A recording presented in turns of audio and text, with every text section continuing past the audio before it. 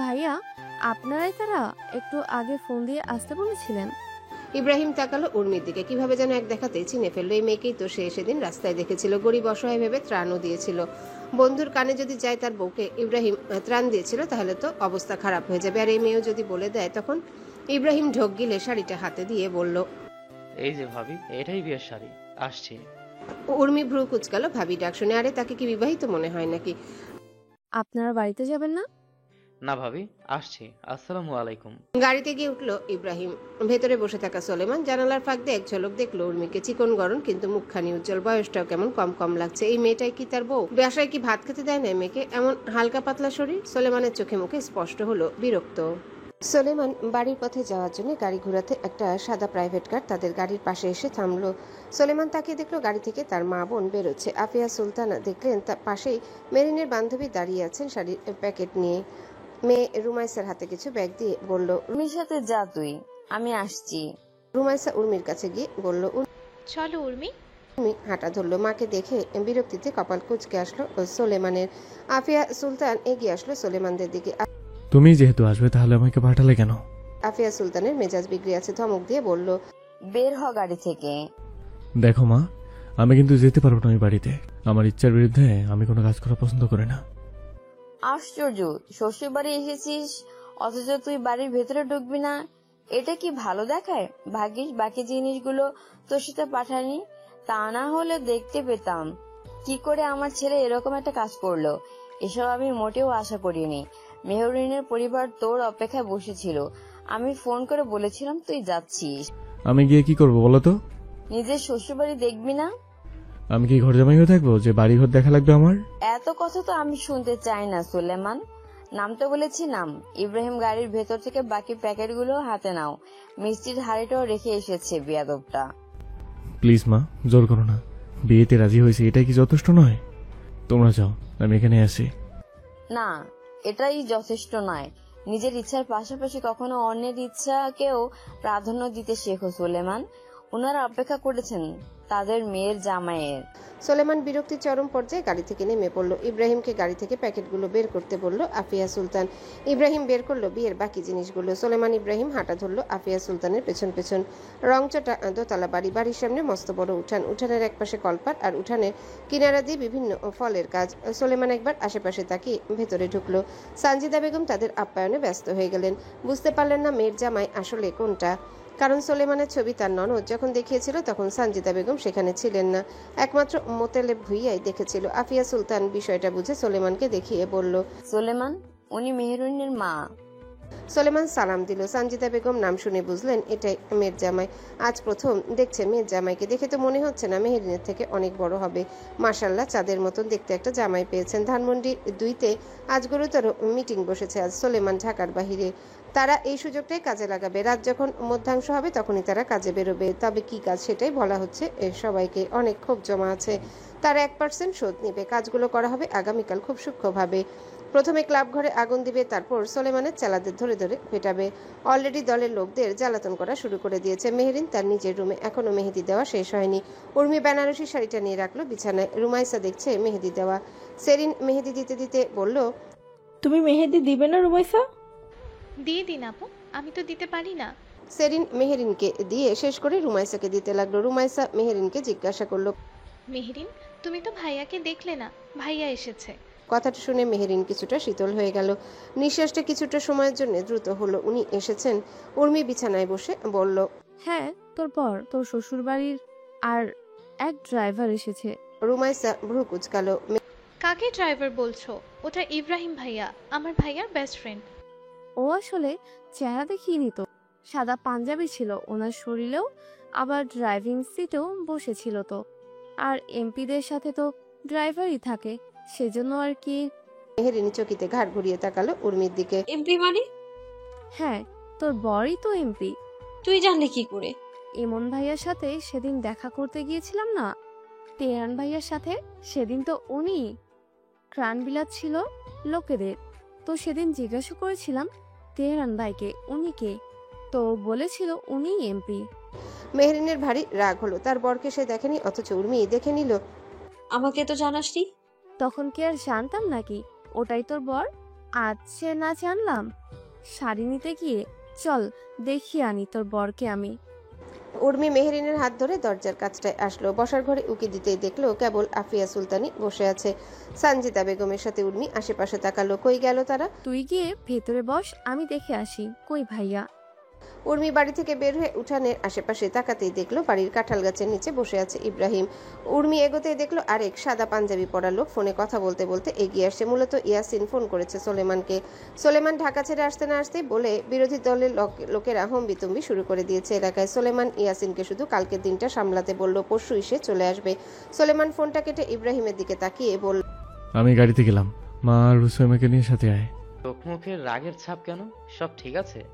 তাড়াতাড়ি ঢাকা ফিরতে হবে, এই বিয়ের চক্করে না জানি কোনো বড় ক্ষতি না হয় আমার। হয়েছে বলবি তো? ওরা হম্বিতম্বি শুরু করে দিয়েছে আমার ওপর। তো মানে ওদের ইচ্ছা করতেছে জবাই করে দিতে। পঙ্গু একটা দল, তাদের এত হম্বিতম্বি কিসের? জানিসই তো, খালি কলসি বাজে বেশি। তার উপর কত বছর ধরে ক্ষমতাহীন অকেজো হয়ে আছে। টেনশন নিস না, আমি আসছি ওদের নিয়ে। তুই যা, নিজেকে শান্ত কর। সোলেমান চলে গেল। ইব্রাহিম উঠে দাঁড়ালো। বসার ঘরের দিকে যেতে গিয়ে উর্মির সাথে চোখাচোখি হয়। ইব্রাহিম দৃষ্টি নামিয়ে ভেতরে চলে গেল। উর্মিও পেছন পেছন আসতে নিলে পেছন থেকে ডেকে ওঠেন ইতি বেগম। তিনি খেতে যাবেন সবজি আনতে। উর্মিকে বাসায় গিয়ে থাকতে বলল। উর্মি ভেতরে আর না ঢুকে বাড়ি চলে আসলো। ইব্রাহিম আফিয়া বেগমের কানে ফিসফিস করে বলল, আলা আর কতক্ষণ? সোলেমান গাড়িতে চলে গেছে, ভীষণ রেগে আছে। রেগে আছি কেন? ঢাকায় সমস্যা হচ্ছে তার অনুপস্থিতিতে। বাড়ি যেতে বলেছে তাড়াতাড়ি। সব তো দেওয়া শেষ, সন্ধ্যাতেও আসবেন নাকি? উঠুন তাহলে। আফিয়া সুলতান রুমাইসাকে ডেকে উঠলেন। রুমাইসা মেহেদি ভর্তি হাত নিয়ে বের হলো। আফিয়া সুলতান বললেন, এবার তাদের বের হতে হবে। রুমাইসা হাঁটা ধরলো। মেহেরিন দরজার কাছে আসতেই দেখলো এক লোক সাদা পাঞ্জাবি পরা আফিয়া সুলতানের পেছন পেছন যাচ্ছে। মেহেরিন ভাবলো, এই কি তার বর? চেহারা তো দেখা হলো না, তার বিয়েটা এমন কেন? সে এখনো তার বরটাকে দেখতেই পেল না। দেখা কেন দিচ্ছে না লোকটা? বিকেলের আগ দিয়ে তানজিলা বেগম, দুই ছেলে তানভীর ও তেহরানকে নিয়ে মেহেরিনদের বাড়ি আসলো ঢাকা থেকে। আলমগীর হোসেন আসেননি, ঘর বাড়ি একা ফেলে। মেহেরিনের নানা নানিকে সেই সকালে আনতে গেছে মোতালেব ভুইয়া। তেহরান পুরো বাড়ি দেখলো। বাড়ির বাহিরে কোনো ঝাড়বাতি লাগানো হয়নি, স্টেজ সাজানো হয়নি। চেয়ারম্যানের বলে নিষেধ আছে এতে। তেহরান চেয়ারম্যানকে গালি দিল। তার নিজের মেয়ের বিয়ে হলে তো সে নিজেই আগে দৌড়ে গিয়ে বক্স লাইটিং করতো সারা বাড়ি। মেহেরিনদের বসার ঘরটাই সাজানো হলো হলুদের জন্য। মোতালেব ভুইয়া সন্ধ্যার আগ দিয়ে শ্বশুর শাশুড়িকে নিয়ে বাড়ি আসলেন। তানজিলা বেগমের সাথে চোখাচোখি হয়েছিল তাদের, কিন্তু রহমান সাহেব দৃষ্টি সরিয়ে নিয়েছিল। গাঢ় বাসন্তী কালারের শাড়ি পরানো হয়েছে মেহেরিনকে। এই শাড়িটা সকালে আনা প্যাকেটগুলোর ভিতরে ছিল। হলুদের গয়না, সাজসজ্জার জিনিসও আছে। সেরিন সাজালো বোনকে। তেহরান দরজায় হেলান দিয়ে মেহেরিনকে দেখে বলল, ছোট বোনের বিয়ে হয়ে যাচ্ছে অথচ আমার বিয়ে হচ্ছে না, এই দুঃখ আমি কোথায় রাখবো সেরিন? উর্মি ভেতরে ঢুকতে ঢুকতে বলল, এই দুঃখে কচু গাছের সাথে ফাঁসি দেন ভাই। তেহরান পাশ ফিরে তাকালো উর্মির দিকে। উর্মির পরনে কাঁচা হলুদ কালারের শাড়ি। মেহরিনের কোনো ননদ টনদ নেই? সেরিন এগিয়ে এসে বলল, আছে তো রুমাইসা। তো মেহরিনকে বলো বিয়ের পর সেটিং করিয়ে দিতে আমার সাথে। যে মেয়ে নিজে জীবনে প্রেম করেনি সে মেয়ে তোকে সেটিং করে দেবে? হা করে ইল্লি বল আর ভালো হয়ে যা। আত্মীয়ের ভিতর আত্মীয় পাকাস না। আমাদের আত্মীয়তা আরো বড় করব আলাদা আলাদা জায়গায় বিয়ে করে। সানজিদা বেগম আফিয়া সুলতানাদের খবর নিলেন তারা কত দূর। জানালেন এসে গেছে প্রায়। গেটের কাছে এসে দাঁড়িয়ে রইল পুরো বাড়ির পুচকে সদস্যরা। পুচকে বলতে তানভীর, তেহরান, সেরিন, অনিক। একটা কালো গাড়ি এসে দাঁড় হলো। গাড়ির ভেতর থেকে নেমে আসলো বাশার সুলতান, আমির সুলতান, রুমাইসা, ইব্রাহিম। তেহরান ইব্রাহিমকে দেখে অবাক হলো। তাদের মেয়র মেহেরিনের গায়ে হলুদে। এদিকে উর্মি দূর থেকে অবাক হলো ইব্রাহিমকে এখানে দেখে। মেহেরিন আর ওনার গায়ে হলুদ কি একসাথে হবে নাকি? ফুলের পাপড়ি ছিটিয়ে তাদের অভ্যর্থনা জানানো হলো। উর্মি তেহরানের দিকে এগিয়ে এসে পাশে দাঁড়িয়ে বলল, আচ্ছা, ছেলে মেয়ের গায়ে হলুদ কি একই সাথে মেয়ের বাড়িতে হয়? তেহরান ভ্রু কুচকালো কথাটা শুনে। কেন বলো তো? দুলাভাই আসলো যে ওনাদের সাথে। কোন দুলাভাই? আপনাদের ঢাকার এমপি। সে কেন তোমার দুলাভাই হতে যাবে? আপনাদের এমপির সাথেই তো মেরিনের বিয়ে। তেহরানের চোখ বড় বড় হয়ে গেল কথাটা শুনে। অবিশ্বাসের সুরে বলল, কি? হ্যাঁ, কিন্তু ছেলে মেয়ের গায়ে হলুদ একসাথে, বিষয়টা কেমন লাগছে না? কিন্তু আমি তো এমপি কে দেখলাম না। চোখ কি পকেটে ঢুকিয়ে রাখছেন নাকি? সামনে দিয়েই তো গেল। কেবল সাদা পাঞ্জাবি পরা। সাদা পাঞ্জাবি পরা ওটা এমপি কে? সাদা পাঞ্জাবি পরা ওটা এমপি কে বললো তোমায়? সেদিনই তো বলেছিলেন। কোন দিন? যে শাহবাগে সেদিন বললেন ওনার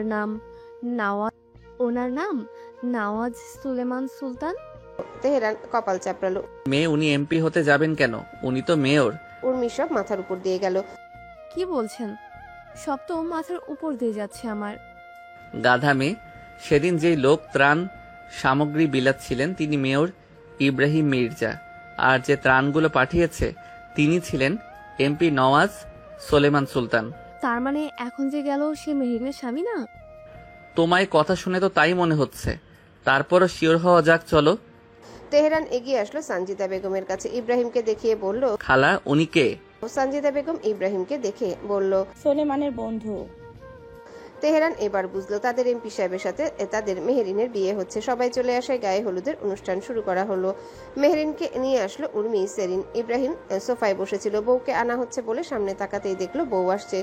বউয়ের মুখ ঢাকা 1000 টাকার নোট দিয়ে। ইব্রাহিম মেহেরিনের থেকে চোখ সরিয়ে পাশে তাকাতে উর্মিকে দেখে চোখ মুখ কুচকে আসলো।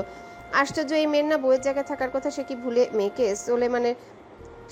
মেয়েকে সোলেমানের বউ ভেবেছিল? তাহলে পাশে থাকা রুমাইসাকে জিজ্ঞাসা করলো, ওই মেয়েটাকে? রুমাইশা? কোন মেয়ে? ওই যে কাঁচা হলুদ কালারের শাড়ি পরা মেয়েটা। রুমাইসা উর্মির দিকে তাকালো, সন্দিহান চোখে ইব্রাহিমের দিকে তাকিয়ে বলল, কি ব্যাপার ইব্রাহিম ভাই, পছন্দ করে বসলে নাকি? ইব্রাহিম চোখ গরম করে তাকিয়ে বলল, যেটা জিজ্ঞেস করেছিস সেটা বল।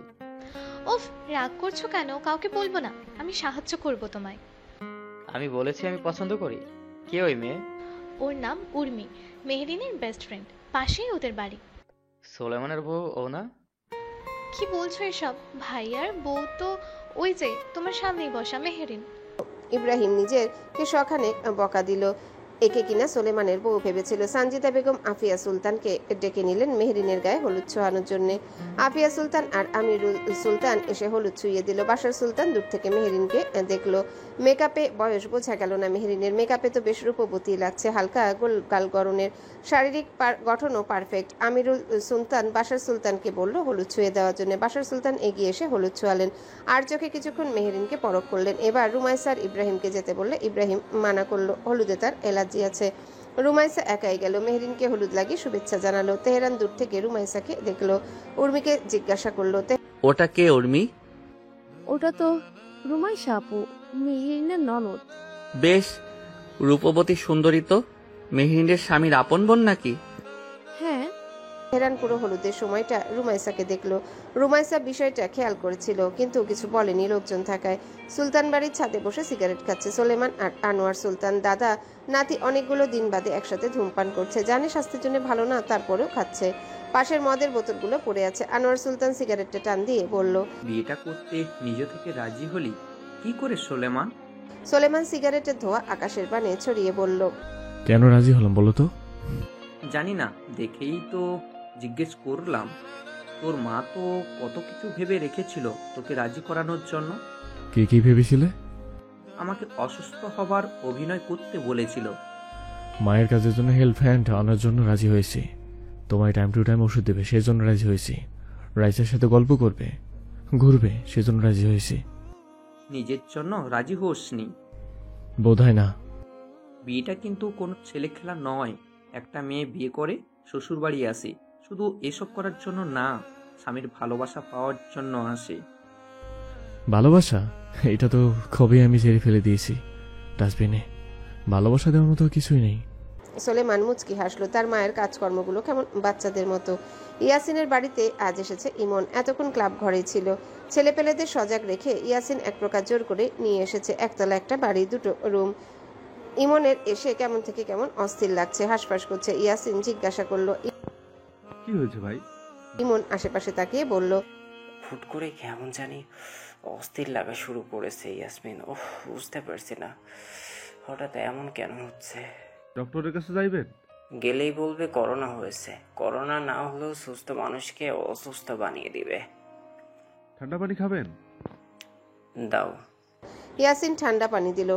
ইমন খেলো। খানিকটা সময় চুপ করে বসে রইল। আকস্মিক এখন আবার বুকে চিনচিন ব্যথা অনুভব হচ্ছে। ইমন বুক ডলে ইয়াসিনকে বলল তার শরীরটা ভালো লাগছে না, বিশ্রাম নিবে। ইয়াসিন রুমে গিয়ে বিশ্রাম নিতে বলল ইমনকে। ইমন রুমে এসে শুয়ে পড়লো, এপাশ ওপাশ করতে লাগলো। হুট করে এমন কেন অস্বস্তি আর অসহায় মনে হচ্ছে? এমন তো হয়নি আগে।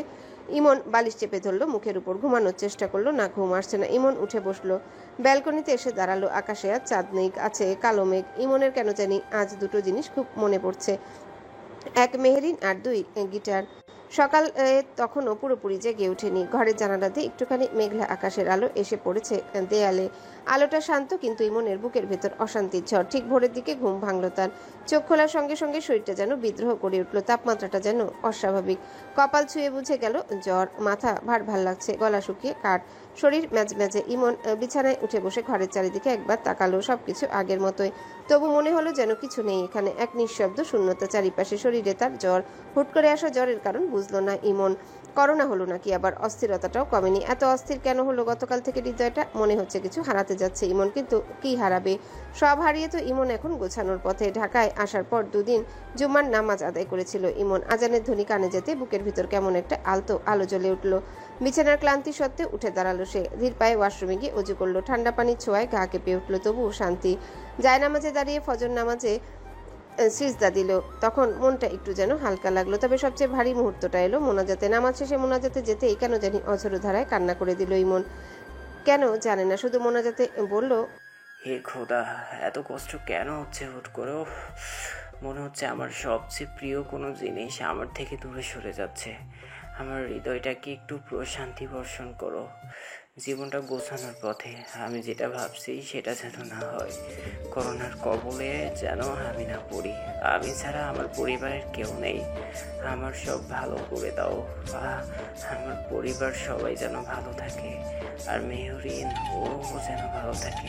আমার ভালোবাসাকে ভালো রেখো। আর তো কয়টা দিন, তারপরেই নিজের করে নেব তাকে। ইমন মোনাজাত শেষ করে জায়নামাজে কিছুক্ষণ মাথা ঠেকিয়ে রইল। পাখির কিচিরমিচির শব্দ শুনে জায়নামাজ গুছিয়ে উঠে দাঁড়ালো। ইয়াসিনের পরিচিত কোনো ডক্টরকে দেখাতে হবে শরীরটা। করোনা হলে তো আরেক বিপদ। ইমন ঘর ছেড়ে বের হলো। ইয়াসিন ব্রাশ করছে, ইমনকে দেখে কুলি করে বলল, ভাই কিছু লাগবে নি আপনার? হ্যাঁ, তোমার পরিচিত কোনো ডক্টর আছে? হ্যাঁ আছে তো। কেন, কি হয়েছে আপনার? শরীরটা দেখাতাম, জ্বর আসতে। করোনা হলো কি না আবার? ইয়াসিন লাফ দিয়ে দূরে সরে বলল, আগায়েন না। আপনার থেকে নইলে করোনা ভাইরাস আমার শরীরেও চলে আসবে। আমি এত তাড়াতাড়ি মরতে চাই না, বিয়ে করে মরতে চাই। আমি শিওর না এখনো করোনাই হয়েছে কি না। আচ্ছা, আমি আগাবো না, ডক্টরের নাম্বারটা দাও, আমি টেস্ট করিয়ে আসি। নেন, 019510।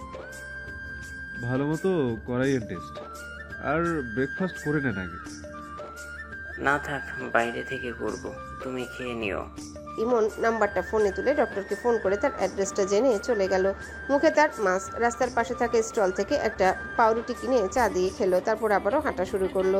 ডক্টরের দেওয়া অ্যাড্রেসে এসে সব ধরনের চেক আপ করলো। রিপোর্ট আসতে 2-1 দিন দেরি হবে। ইমন জিজ্ঞাসা করলো, করোনা হওয়ার সম্ভাবনা নেই তো?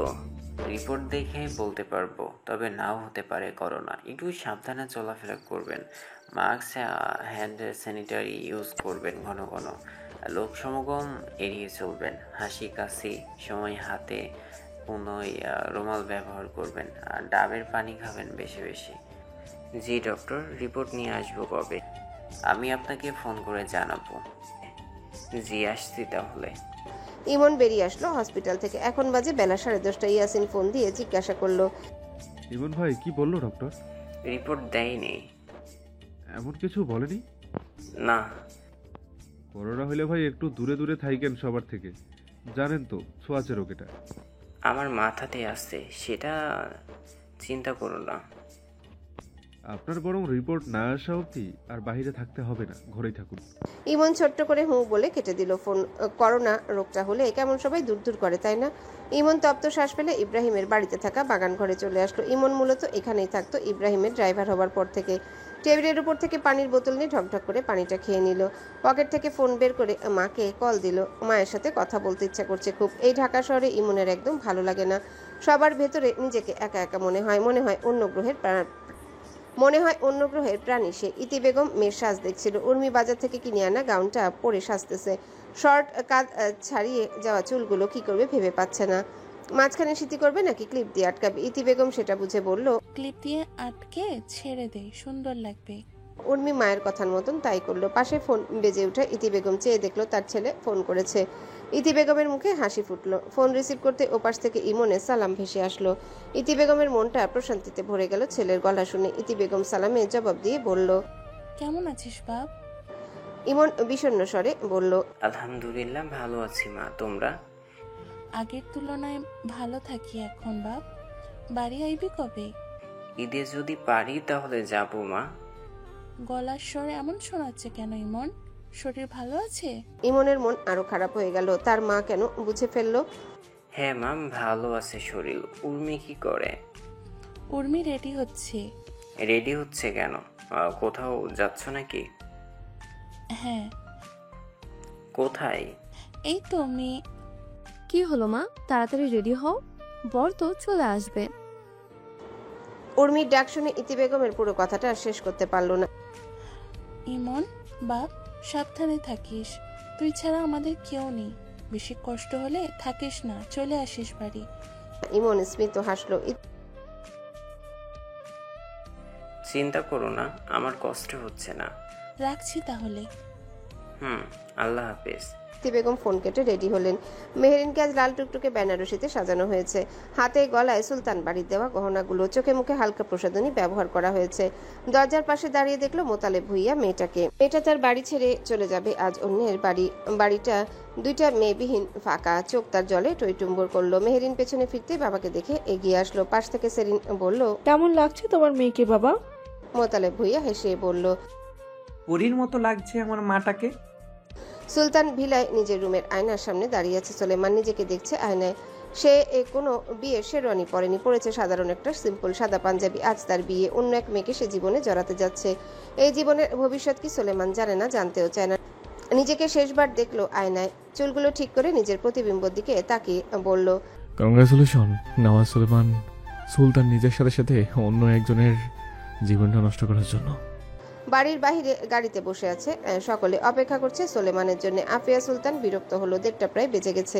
এই ছেলে এত সময় কেন নিচ্ছে? তখন বলল আসছি, আর আসার নাম নেই। গাড়ি থেকে নামার জন্য উদ্যত হতে সোলেমান বেরিয়ে আসলো বাড়ি থেকে। দেখে বোঝার উপায় নেই সোলেমান বর, সে বিয়ে করতে যাচ্ছে, মনে হচ্ছে সবাই যাচ্ছে। গাড়িতে উঠে বসলো সোলেমান। আফিয়া বেগম বলল, এত দেরি করলি কেন? দেরি হয় না বেশি, বিয়ে করলাম, নাম করে গলায় কলসি বেঁধে মরতে যাচ্ছে, তার জন্য একটু সময় নিয়ে নিজেকে সামলান। এসব কোন ধরনের কথা? আমার কথার ধরনই এমন। আফিয়া বেগম আর কথা বাড়ালেন না, গাড়ি চলতে শুরু করলো। উর্মি এসে থেকে মেহেরিনকে দেখে চলেছে খুঁটিয়ে খুঁটিয়ে। মেহেরিন লজ্জা পাচ্ছে। উর্মির মাথায় গাঁটটা মেরে বলল, কি হয়েছে, কি দেখছি সেভাবে?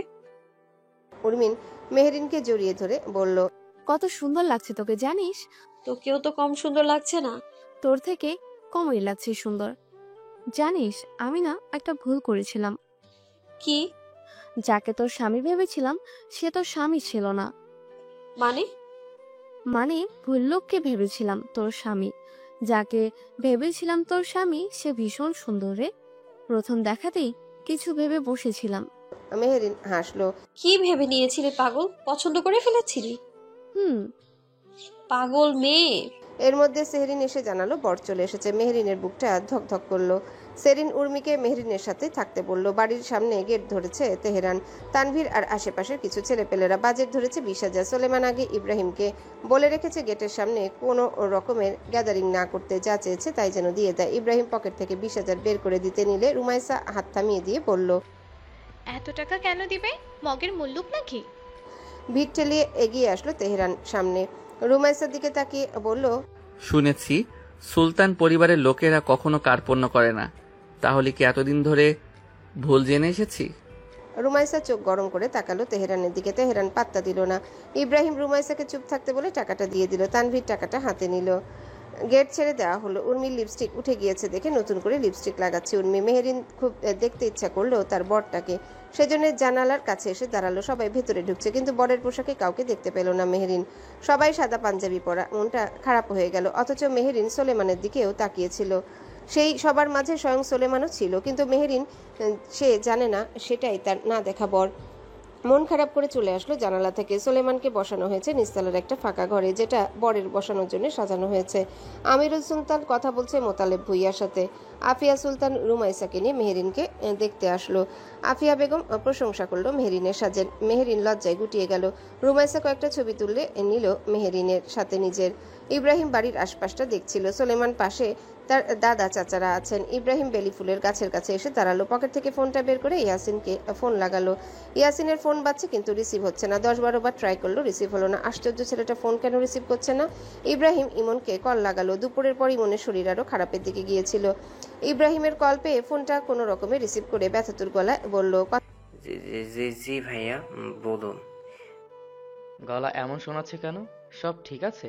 জি, একটু জ্বর এসেছে। ডক্টর দেখিয়েছো? ইয়াসিন কি পাশে আছে? ও ফোন কেন ধরছে না? কথাটা বলে ইয়াসিন মেহেরিনদের বাড়ির দিকে তাকালো। জানালায় চোখ যেতে দেখলো উর্মি নামের মেয়েটা সরে গেল। মেয়েটা কি তাকে দেখছিল? তাকে ইব্রাহিম তাকিয়ে রইল জানালার দিকে। দেখলো উর্মি আবার ওকি দিল। ইব্রাহিমকে তাকিয়ে থাকতে দেখে উর্মি লজ্জায় সরে আসলো। সানজিদা বেগম জানালেন উর্মিকে তার মা খুঁজছে, সেজন্য উর্মি বের হলো রুম থেকে। ফোনের ওপাশ থেকে ইমন বলল, আমি তো ইয়াসমিনের ওখানে নেই, আপনার বাগান বাড়িতে। শরীরটা খারাপ দেখে রেস্ট নিচ্ছিলাম। আচ্ছা ঠিক আছে, রেস্ট নাও ঠিক মতো। কথাটা বলে ইব্রাহিম ফোনটা কেটে পকেটে ভরে পেছনে ফিরে বাড়ির ভেতর ঢুকতে গেলে সদর দরজার কাছে এসে উর্মির সাথে ধাক্কা খেলো। উর্মির পাতলা দেহ এই ধাক্কা সহ্য করতে না পেরে পড়ে যেতে নিলে ইব্রাহিম ধরে ফেলে। উর্মি ভয়ে চোখ মুখ কুঁচকে ফেলে। ইব্রাহিম তাকালো সেই মুখের দিকে। মিষ্টি কালারের গাউনে হালকা সাজ, ছোট চুলগুলো বেবি ক্লিপ দিয়ে আটকানো, একদম কিউট একটা বাচ্চা মনে হলো। ইব্রাহিম মেহেরিনকে সোজা করে দাঁড় করিয়ে বলল, ঠিক আছে বাচ্চা মেয়ে। উর্মির চোখ বড় বড় হয়ে গেল। সেদিন ভাবি বলল, আর আজ বাচ্চা মেয়ে বলছে। আমাকে দেখে আপনার বাচ্চা মনে হয়? অবশ্যই বাচ্চা মনে হচ্ছে। কোন দিক দিয়ে? সব দিক দিয়েই। মোটেও না, আমি বড়। কত বড় তুমি? অনেক বড়। বিয়ে হওয়ার মতন বড়? উর্মি থতমত খেয়ে গেল। আশ্চর্য, বিয়ের কথা বলছেন কেন? তুমি লুকিয়ে চুরিয়ে দেখছিলে কেন আমায়? কি সমস্যা তোমার? উর্মি জিহবা কামড়ে ধরল। ইস, দেখেই ফেলছে। মোটেও দেখিনি আপনার লুকিয়ে ছুড়িয়ে। ও রিয়েলি? বাচ্চারা মিথ্যাও বলে? উর্মির রাগ হলো। বাচ্চা বাচ্চা করছেন কেন? আমি আপনার বাচ্চা নই, অন্যদের বাচ্চা বলেন। আসছে। উর্মি চলে গেল রেগে। ইব্রাহিম উর্মির যাওয়ার পানে তাকিয়ে মুচকি হাসলো। কি এক আজব কারখানা! প্রথম দিন দেখে ভেবেছে গরিব দুস্থ, দ্বিতীয় দিন দেখে বন্ধুর বউ, আর তৃতীয় দিন দেখে জানলো এটা তার বন্ধুর বউ না, চতুর্থ দিন দেখে বাচ্চা বলে দিল। না জানি পঞ্চম দিন কি বলে বসে ইব্রাহিম। কাজী সাহেব আসলো 2:30টার দিকে। দুই পরিবারের নিকট জানতে চাইলো দেনমোহর কত বাঁধবে। মোতালেব ভুইয়া বললেন, ছেলের কাছে জিজ্ঞেস করে নিয়ে বাঁধুন। কাজী সাহেব দেনমোহরের পরিমাণ নির্ধারণ করার জন্য সোলেমানের কাছে এগিয়ে এসে বলল, নবাব সুলেমান সুলতান সাহেব, আপনি কি মেরিন তাবাসসুমকে বিয়ে করছেন? আপনি তার জন্য কত দেনমোহর নির্ধারণ করতে চাচ্ছেন? সোলেমান কাজীর দিকে তাকালো। মেহেরিন তো একজন শিক্ষিতা, ভদ্র, সম্ভ্রান্ত পরিবারের কন্যা। তার সম্মানের মূল্য টাকায় পরিমাপ করা যায় বলে আমি বিশ্বাস করি না। তবে শরীয়তের বিধান অনুযায়ী দিনমোহর যেতে থাকবে। আমি চাই আপনি মেয়ের কাছে জিজ্ঞাসা করুন সে তার সম্মানের মূল্য হিসেবে কি চায়। আমি তাই দিতে প্রস্তুত। মেয়ের চাওয়াই আমার দিনমোহর হবে। ছেলের মুখে এমন কথা শুনে আমিরুল সুলতান মুচকি হাসলেন। মোতালেব ভুইয়া প্রশান্তি পেল মেয়ের জামাইয়ের মুখে এমন কথা শুনে। কাজী সাহেব মোতালেব ভুইয়াকে নিয়ে মেহেরিনের ঘরে আসলো। কাজীকে দেখে মেহেরিন নড়ে চড়ে বসলো। কাজী জিজ্ঞাসা করলো, মেহেরুন তাবাচ্চুন, আপনি কি জানাতে পারেন আপনার জন্য আপনি কত দেনমোহর নির্ধারণ করতে চান? মেহেরিন মায়ের দিকে তাকালো। তার মা পাশে এসে বসলেন। নিচু স্বরে বললেন, তুমি যা চাও দেনমোহরে সেটা নির্দ্বিধায় জানাও কাজী সাহেবকে। কিন্তু মা, আমি তো কিছু চাই না। আমি শুধু চাই আমার স্বামী যেন আমৃত্যু আমার সম্মান দেয়, আমার পাশে থাকে সব সময়। বাবার পর সে হোক আমার দ্বিতীয় আশ্রয়স্থল। সেটা তো থাকবে, কিন্তু ইসলামে তো একটা নিয়ম আছে, দেনমোহর ধার্য করা হয়। কাজী জিজ্ঞাসা করলো, কি হলো, চুপ কেন? মেহেরিন নম্র সুরে মাথা নত করে বলল, আমার আলাদা করে কোনো মোহরানা ঠিক করার দরকার নেই। উনি ওনার সাধ্যমতো যেটা দেবেন আমি সেটাই মেনে নিব। মোতালেব ভুইয়া মেয়ের দিকে মায়া ভরা দৃষ্টি নিয়ে তাকালো। কাজী সাহেব মেহেরিনের রুম থেকে আবারও সোলেমানের রুমে আসলো। সোলেমানের সামনে বসে বলল, মেয়ে আপনার সামর্থ্য মতো ধার্য করতে বলেছে। তবে কি? উনি মহারানার সাথে আরেকটা কথা বলেছেন, আপনি যেন তাকে সারা জীবন সম্মান করেন, তার পাশে থাকেন আমৃত্যু পর্যন্ত। সোলেমান গম্ভীর গলায় বলল, তাহলে বাদেন দিনমোহর 25,20,000, আর আমি সেটা আজই পরিশোধ করে দেব।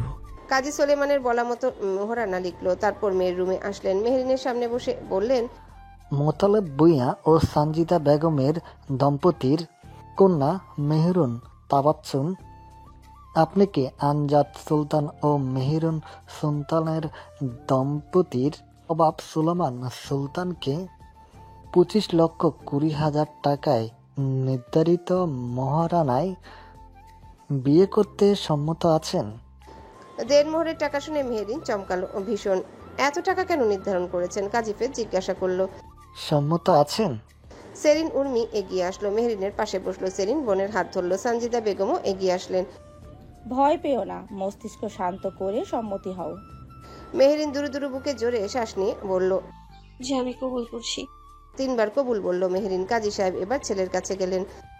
নওগাঁ জেলার মহারূপপুর থানা অধিবাসী আমজাদ সুলতান ও মরিয়াম সুলতানের দম্পতির নবাব সুলেমান সুলতান, আপনি কি মোতালেব ভূঁইয়া ও সঞ্জিদা বেগমের দম্পতির কন্যা মেহরুন তাবাসসুমকে আপনার করা মহারানার নির্ধারিত বিনিময়ে করতে সম্মত আছেন? সোলেমান সময় ব্যয় না করে বলল, জি, আমি কবুল করছি। পরপর 3 বার বলা হলো এই বাক্য। কাজী সাহেব ঘোষণা করলেন, আলহামদুলিল্লাহ, উভয়ের সম্মতিতে এ বিয়ে সম্পূর্ণ হলো। এখন থেকে আপনার স্বামী স্ত্রী হিসাবে বৈধ, হালাল ও সম্মানিত বন্ধনে আবদ্ধ হলেন।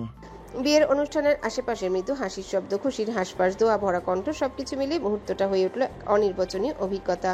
মেহরিনের বুকের ধুকপুকটা কেমন যেন থেমে গেল। বহুদিনের অজানা শিহরণ, চাপা উত্তেজনার, অচেনা দ্বিধার যে ঢেউটা বুকে বাজছিল, তাতে এবার যেন এক নিঃশ্বাসে প্রশান্তির বাতাস বয়ে গেল। এখন সে একজন বিবাহিত।